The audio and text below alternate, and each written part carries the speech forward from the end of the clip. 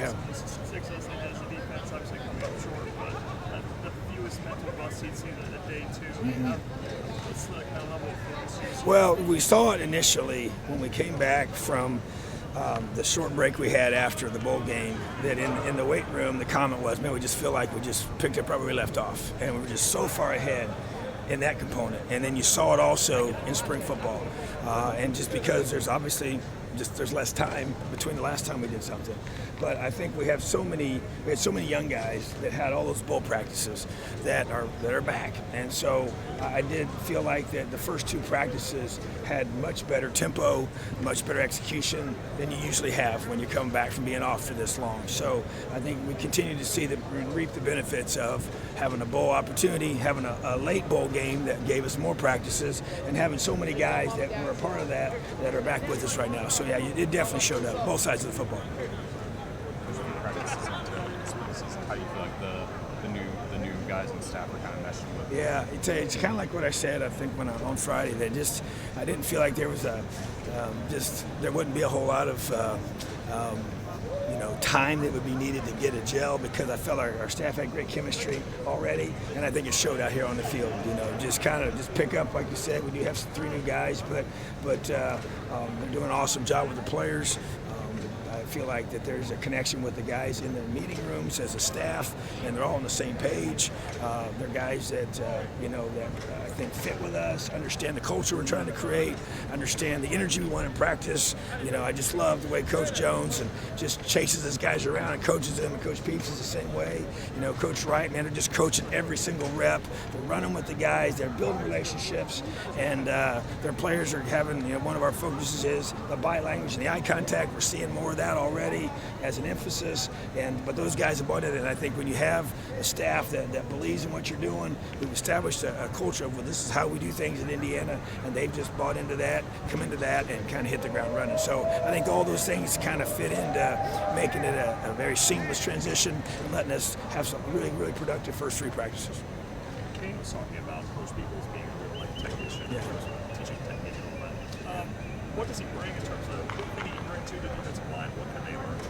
Well, I think first of all, it's still a young group. There's a lot of guys that did get to play last year. We redshirted several of them, but to me, that's such a position of technique and toughness. And so the game is played with those two words as an emphasis for us, but it probably is most magnified on the defensive line, because it's about your hand placement and understand your footwork and all those little details. And he's just such a great technician.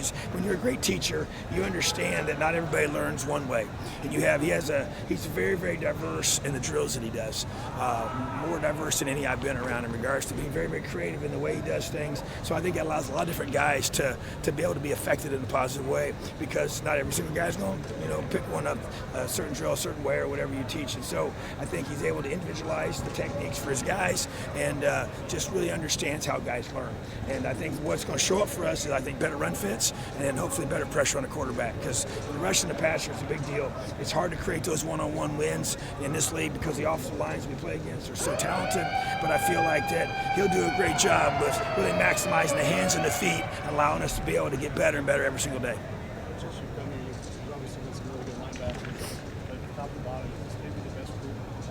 Yes, it is. Yeah, I agree. I love that group. They've gotten so much better since even last year. Start of the season last year. I think that we played all those young guys, and it's paying off for sure. It's a very deep group. They run well. They're physical. They're smart guys. Now they're starting to understand the calls and the checks and adjustments, and they're truly doing what I've said from day one, which is they're running the defense. We had T. Gray and Chris Covington, two great linebackers, but we just didn't have a lot of depth behind them, and those guys had to play the majority of the time. And now we've got 3, 4, 5 guys, even up to 6 guys that we feel like we could play in there. They're going to be on special teams, and they're more physical, they're more confident. I just think that's, always said it. You want to have a great defense, you better have great linebackers. And so I think as a group, yes, it has the potential to be the best linebacker group since I've been here. Thomas out there, yes. helping the linebackers. Yeah, You know, first of all, we were commenting yesterday on film because he's running around, he's getting more work in. He's able to do the individual period for non-contact, and then he takes his shoulder pads off and just becomes a coach, really. And so he's out there coaching the guys, and he cares so much, you know, and he is truly that coach on the field. He understands our defense inside and out, which he should. He's been around a lot, you know, quite a few years, but he cares, and he puts so much into it, and he's trying to help all these guys get better. And obviously he's learning as well, and we've actually put him at Stinger, so we had a chance to dual teach him to learn both positions, which he pretty much already knows, but at the same time get some more reps at that. But it's just having a mentor in that room, helping these young guys bring along, speeds up their learning curve. Any early impressions on how Dexter is adapting? Yeah, I tell you what, I thought he really did a good job today. You know, it's just a lot thrown at a quarterback for sure, but his natural arm talent has shown. And when he gets his feet set, he does everything in rhythm, and he can really throw that football. And just love his attitude, love his work ethic, love the way he, you know, approaches me. I sit in the quarterback meetings like I did last year. I'm doing that again this year, and he's just so locked in. He listens, and Michael's done a great job helping teach him and bring him along. Jack, the same thing. So I think all three quarterbacks have really gotten off to a great start. Nick does a tremendous job teaching those guys, but yeah, Dexter is a very, very talented young man. You know, he's obviously still supposed to be in high school right now, so very, very young guy, but at the same time, a lot of upside for Dexter Williams for sure. Thursday, you guys get to put the pads on, Full pads on Thursday. For you, what kind of things are you looking for? What do you hope to see or want to see? Well, you know, that's how the game's played, you know, and today was the first day with shoulder pads on, so we got a lot more realistic look about who's kind of where at the stage of their development, from a physical perspective, and then on Thursday you go full. And so we'll have some live drills. We'll have our breakthrough drill, which is just a way for us, just kind of a toughness and technique type drill, offense versus defense, and I love that. That just shows to me your best players, you know, show up in that drill, and who are the toughest guys, the most physical guys, the guys that when that ball is snapped and it's live, who makes plays, both from an O-line, D-line, linebackers, running backs, receivers, tight ends, DBs, everybody, and I really, really love that. And so we'll even have some live goes as well. And so what it teaches us is who can play the game. You know, it's one thing to do it with helmets on. It's even more so to do it with shoulder pads on. But then when it's full bore live and we're taking guys to the ground, that's how you find out who your true players are. Spring break coming up. What are your goals for this team heading into break? What do you want to have accomplished so that guys can process over that? Well, what you try to do is, you know, you don't want to install too much, but you try and get enough installed that you can get it all taught, because you're going to have some spacing there. So you'll have a full week, and then we don't even practice that next Tuesday. We won't practice till the following Thursday. So there'll be a lot of time that's going to elapse. So basically, you want to get as much installed as you can, get as physical as we possibly can, because I want to get all that on film, and so we can teach off of that when we come back the following Monday after break. So, but we have to have a good progression, and we have already done that. We said, okay, this is what we want to have accomplished installation-wise. But to me, it's the physical part.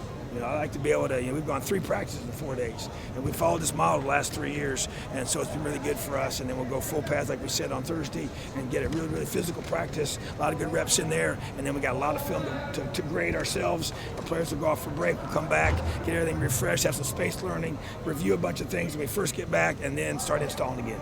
With spring break coming up, as you mentioned, I mean, I know Ohio State recently moved all their classes online with the coronavirus situation. Is that a conversation you're having at all with players or with administration? Well, we're having those discussions with administration, so I have no idea. I'm not a doctor. They'll tell me what we're supposed to do, but obviously some uncharted territory potentially for that. So I really do not have an answer for that, but yes, the discussions have begun.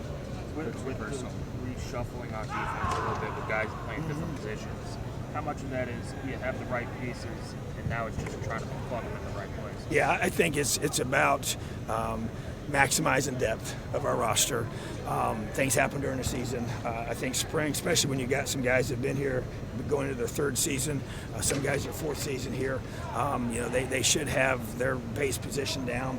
And you know, a guy like Jamar Johnson, we know he can play Husky, you know, and he's shown that he can make plays. And you want to get that guy on the field, so you got to cross-train him.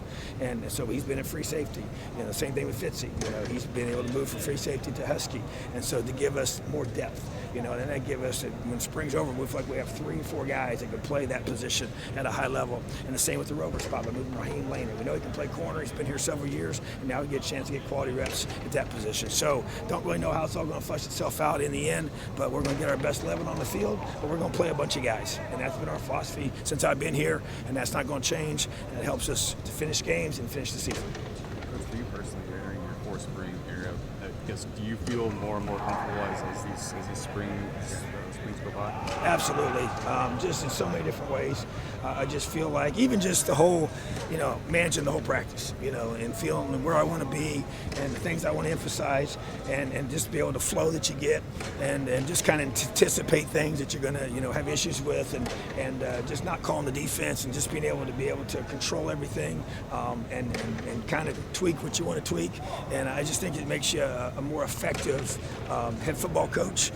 Time teaches all of the things that we like that we did in the past, the things we don't like, and you make those adjustments and make those changes. So some things we've kept the same, some things we've added and made adjustments to and done them a little differently. So, but there's no question I feel way more comfortable, but you just got to have that edge about you every single day you take the field. Special teams wise, you said you're going to spend more time with them doing it. I guess is that helping Casey kind of adjust, or is that just putting more of an emphasis? More of an emphasis on it, because I just felt like in some key games we broke down, and that cannot happen. So, and there's no question. I mean, with Casey coming in as the new special teams coordinator, but it's more about an emphasis, So I'm actually coaching even certain parts of special teams, and so I just want to be more involved with that, and I feel more comfortable doing that now that I feel the defense is established and rolling in the direction I want it to go, and then offensively I have a ton of confidence in Nick, and I'll still be in both those meetings, but at the same time I really feel strongly about being a strong presence on special teams and really being more involved in the film study and the game planning that we get into that in the fall. So I just know that that's a critical part of our team, and we have the goal to move forward and be a better football team in 2020 than we were in 2019, and I think special teams will be a big part of that.